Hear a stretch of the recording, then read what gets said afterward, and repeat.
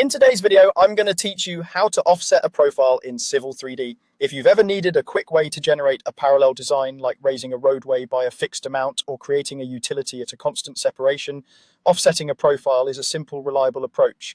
We'll keep it straightforward and make sure you understand what each choice does so you get the exact result you want. Start by opening your Civil 3D drawing and selecting the profile you want to offset.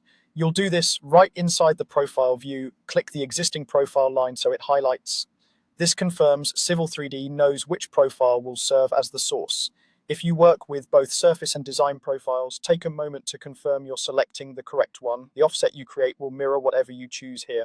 Next, go to the Home tab, find the Profile and Section Views panel, and click Offset Profile.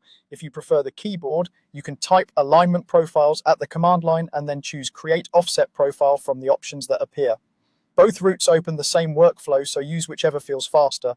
Civil 3D will then prompt you to select the alignment to associate with the new profile. This is important because the alignment provides the stationing framework the profile uses.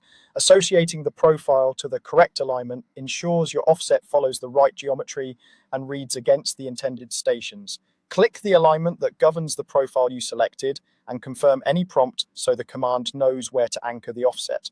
Finally, enter the offset distance. You can choose a vertical offset to raise or lower the elevations by a constant value, or a horizontal offset to shift the profile laterally relative to the alignment. Vertical offsets are perfect for consistent cover or clearance.